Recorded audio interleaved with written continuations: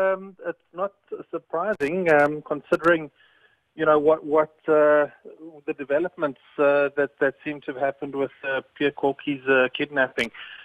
As statistics would probably dictate, once communication is lost with the kidnappers, and there is no other way of actually communicating with them and following on proceedings for ensuring the hostages' survival or release. Sometimes these things do tend to end up with a hostage rescue, if that's the last resort. And statistically, hostage rescues in kidnap and ransom generally are only 20% successful. Now, you've been following the hostage situation quite closely. Do you think that anything could have been done differently here? Well, yeah. Just in terms of communication, that's always the first premise and the first prize for any group that's trying to establish the release of hostages. Communication with the hostage takers is always first choice.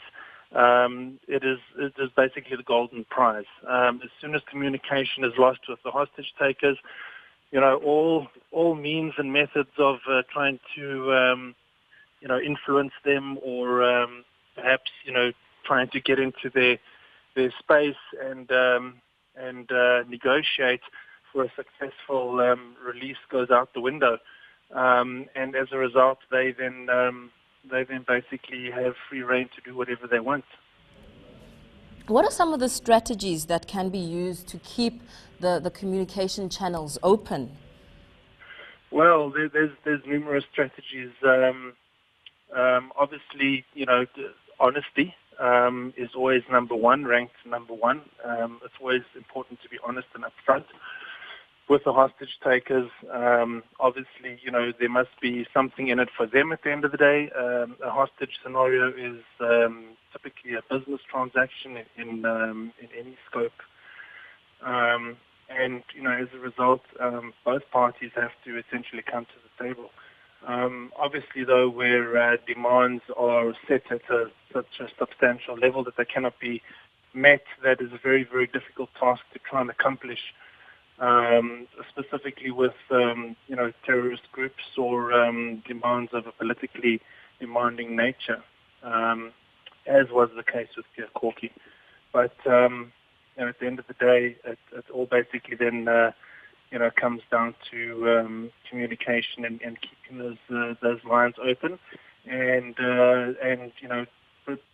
trying to deliver as best as possible on demands that are made through negotiation. And lastly, is there a concern at all that South Africans are being targeted as hostages in volatile parts of the world? Not at all. Generally, it's 80% of people that are targeted in hostile parts of the world, if we can put it in that sense, is usually locals, predominantly locals working for, let's call it Western countries, Western companies. However, generally in 20% of the situations, local expats who are resident in country, yes, would be caught up in a potential hostage situation.